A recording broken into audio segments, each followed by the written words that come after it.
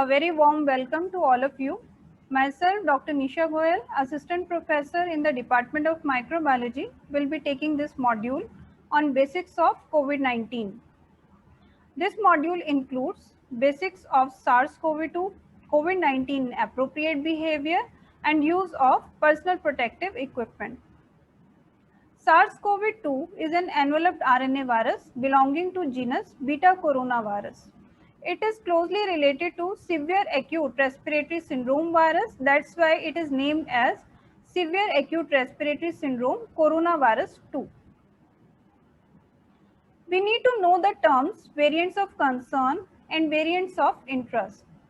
Variants of concern are associated with one or more of the following changes at a degree of global public health significance, like enhanced transmissibility, or increase in virulence, or decrease in effectiveness of public health and social measures, or available diagnostics, vaccines, or therapeutics. In this category, we have four variants. Initially, these were named or called by the name of the country from where the initial cases were reported, like UK variant, South African variant, Brazilian variant, or Indian variant. But now we use the labels given to them by WHO, alpha, beta, gamma, and delta, and this delta variant is the one for which the earliest cases were reported from India. Coming to variants of interest, these are the ones which are identified to cause community transmission, and they are linked with multiple COVID-19 cases or clusters, and their cases have been detected in multiple countries.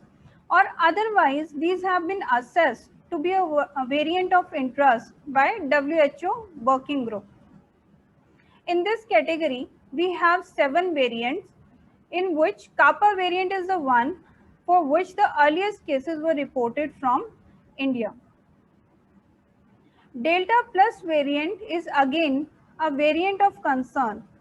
It signifies the Delta variant with an additional mutation which we denote as 0.1. It specifically refers to the acquisition of K417N genetic variant in the background of Delta variant. And this mutation is also present in another variant of concern, that is Beta variant. Delta plus variant has the following characteristic. It has been shown to have enhanced transmissibility, stronger binding to receptors of lung cell, and it also has the potential to reduce the monoclonal antibody response. Persons infected by SARS-CoV-2 are the main source of infection. Direct person-to-person transmission occurs through close contact, mainly through respiratory droplets that are released when the infected person coughs, sneezes, or talks. These droplets may land on the surfaces where virus remain viable for a variable period of time depending on the surface on which they have landed. When the hands touch such surfaces, these can be easily picked up by the hands, and once contaminated hands touch the eyes, nose or mouth, it gets transferred to the body, and from here it can enter the body and can make us very sick. So our safety is in our own hands, quite literally. Incubation period of COVID-19 ranges from 1 to 14 days with an average of 5 days. As per current evidence, period of infectivity, that is the capacity of a person to infect others. It starts 2 to 3 days prior to the onset of symptoms, and adults with mild to moderate COVID-19, they may remain infectious up to 10 days after symptoms onset, and most the persons with more severe to critical illness or severe immunocompromise, they may remain infectious up to 20 days after symptom onset. Now coming to case definitions. A suspected case is a person who meets the clinical and epidemiological criteria, or a patient with severe acute respiratory illness. Clinical criteria includes acute onset of fever and cough, or any 3 or more of the following, like fever, cough, generalized weakness, fatigue, headache, myalgia, or other influenza-like illness symptoms, or the symptoms of diarrhea, anorexia, nausea, vomiting. In the epidemiological criteria, person residing or working in an area with high transmission of virus, or residing or travel to an area with community transmission, or working in any healthcare setting any time within 14 days prior to symptom onset. Severe acute respiratory illness can be defined as acute respiratory infection with history of fever or measured fever of more than equal to 38 degrees Celsius and cough with onset within the last 10 days and which required hospitalization. Now coming to probable case. A patient who meets clinical criteria and is a contact of a probable or confirmed case or is linked to a COVID-19 cluster, or in whom the chest imaging shows findings suggestive of COVID-19 disease, or a person with recent loss of smell or loss of taste in the absence of any other identified cause, or otherwise an unexplained death in an adult with respiratory distress preceding death and was a contact of a probable or confirmed case.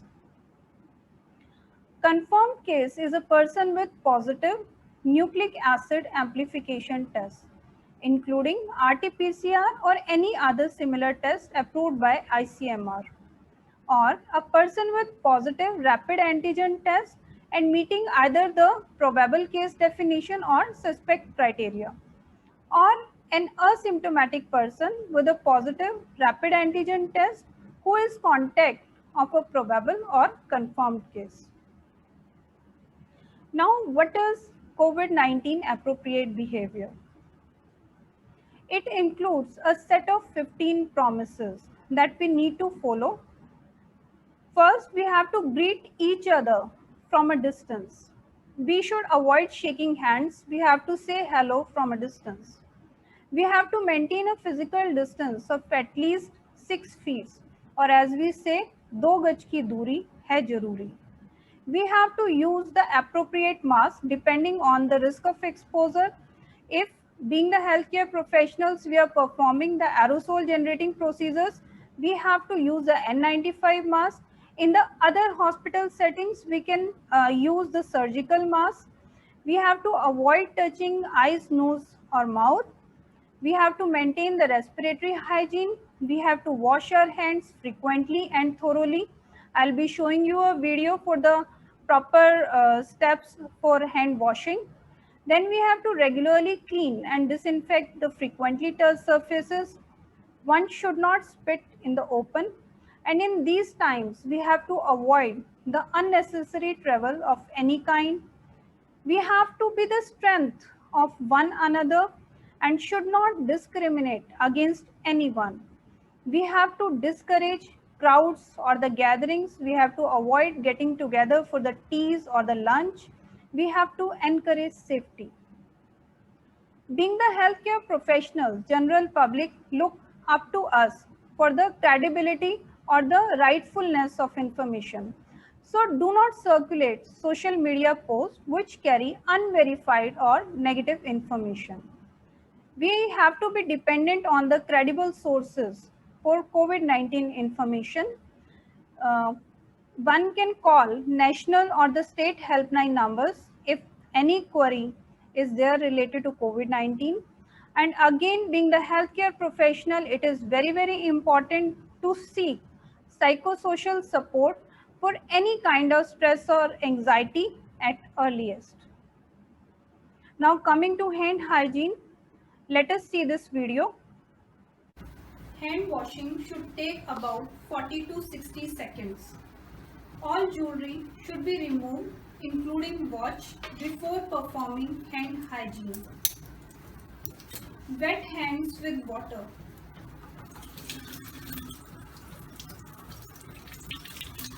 Apply enough soap to cover all the hand surfaces. Let water running to avoid touching the tap. Rub hands palm to palm to obtain adequate amount of foam.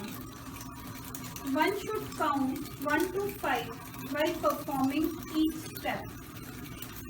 Right palm over left dorsum with interlaced fingers. Repeat this action for other hand. Now palm to palm with fingers interlaced.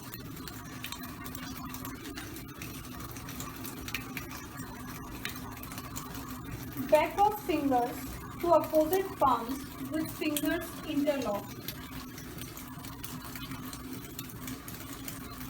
To clean thumb, perform rotational rubbing of left thumb clasped in right palm and vice versa.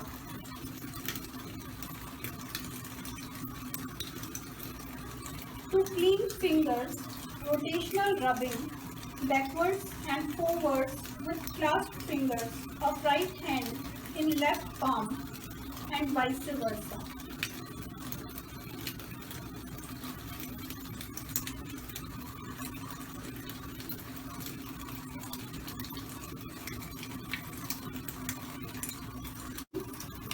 Wrist,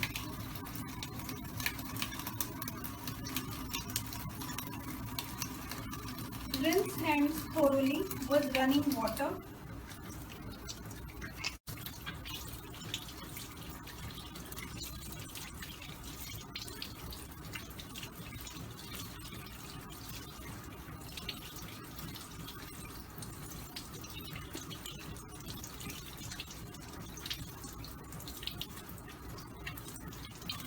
Dry hands thoroughly with a single-use towel.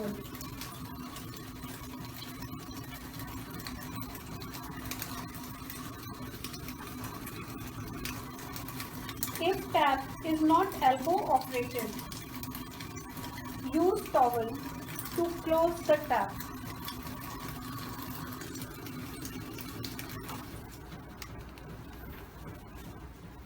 Your hands are safe now.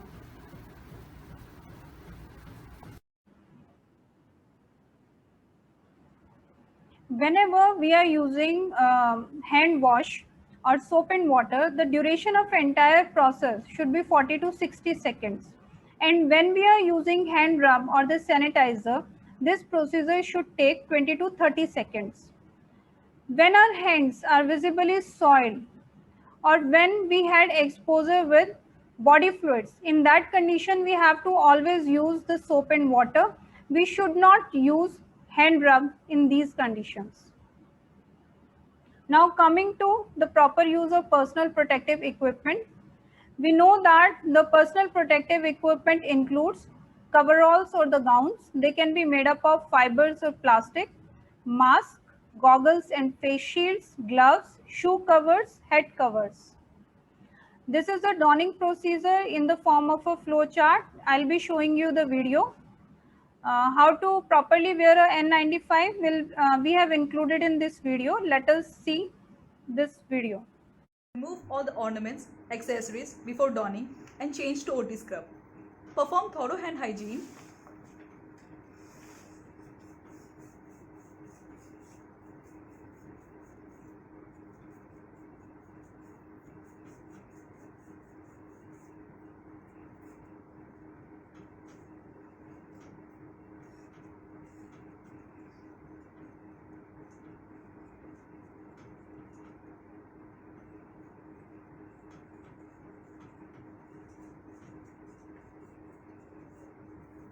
Wear first pair of gloves.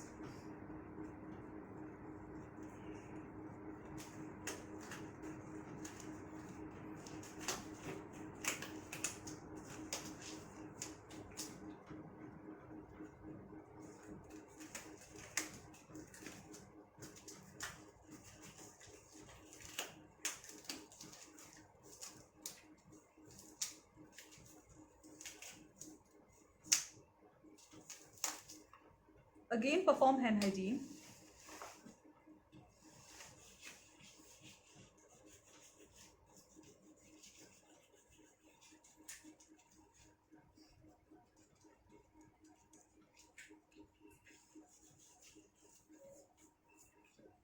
Sit comfortably on a clean chair.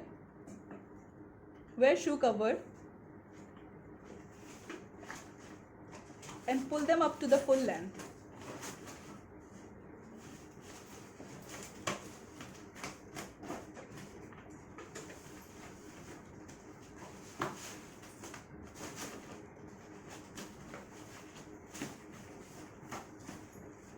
Perform thorough hand hygiene.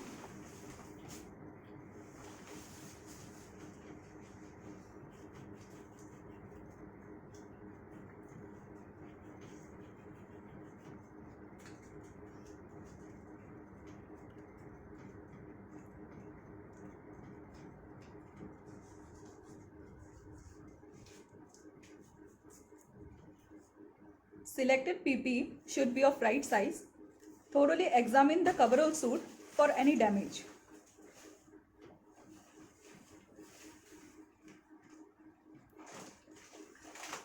Start by wearing the leg sleeves.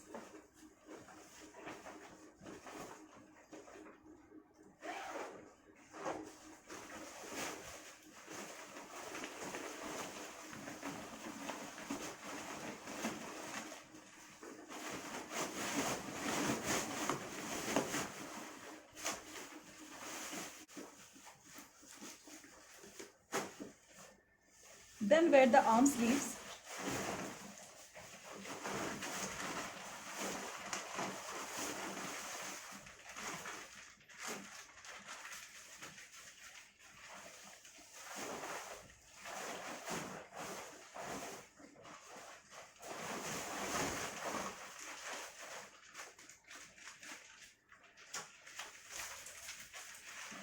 And zip up to the full.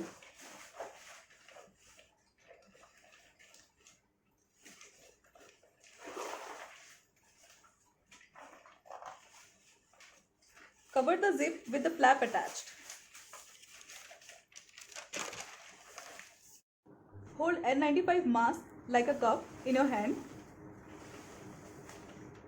with both the straps hanging out in the front.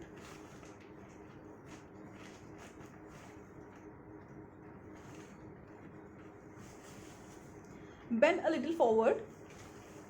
Place the mask on your face. First pull the lower strap and place it below your ears.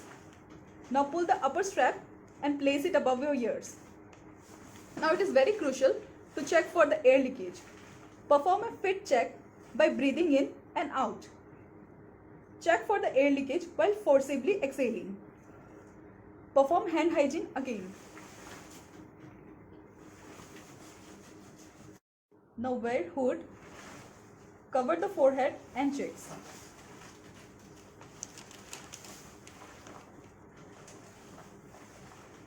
Now wear the face shield over the hood.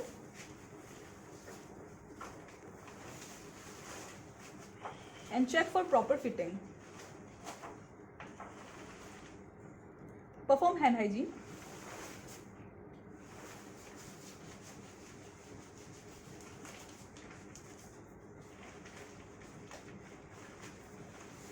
Wear second pair of gloves.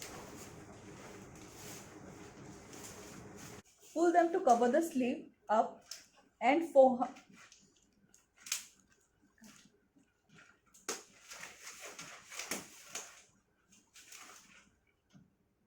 You are now ready to enter the COVID area.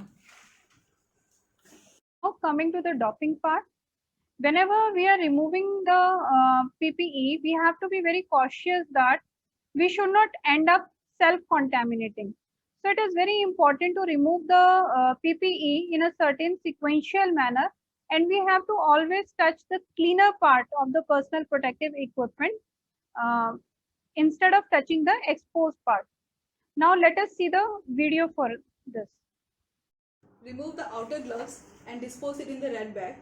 Grasp the outside of one glove at the wrist. Peel the glove away from your body, pulling it inside out. Hold the glove you just removed in your gloved hand. Peel off the second glove by putting your fingers inside the glove at the top of your wrist. Dispose of the gloves safely in the red bag. Perform hand hygiene.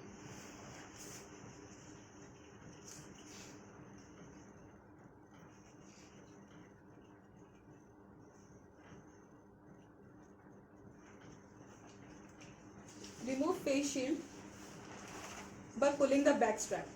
Do not touch the outer surface. Dispose it in the red bag. Perform hand hygiene.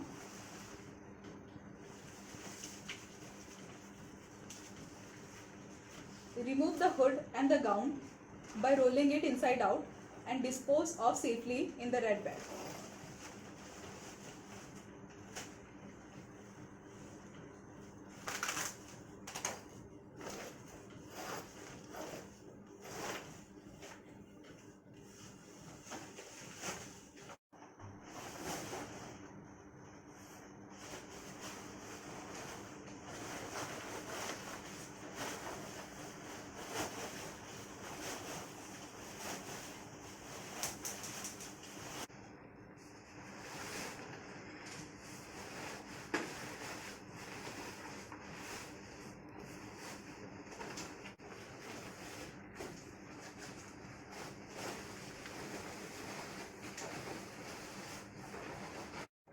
Dispose in the red bag.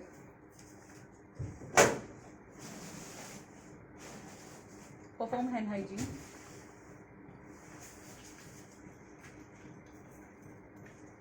Now sit on a clean chair. Remove shoe cover without touching the contaminated surface.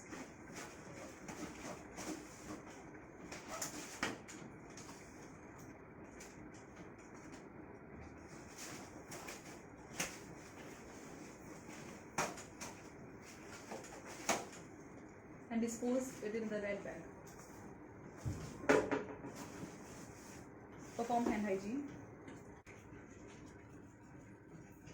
Now remove N95 mask by pulling the bottom strap over the back of the head, followed by the top strap without touching the outer surface of the mask, and discard in the yellow bag.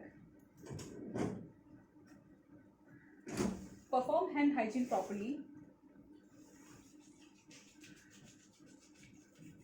Finally, remove the inner gloves and dispose it in the red bag, followed by hand washing with soap and water. Let us see in this flow chart. As we can see here, we know that the gloves we always discard in the red bag, and the things which are made up of plastic like eye goggles, face shields, and if our coverall suits they are made up of plastic, then we will dispose them off in the red bag. The mask will go in the yellow bag.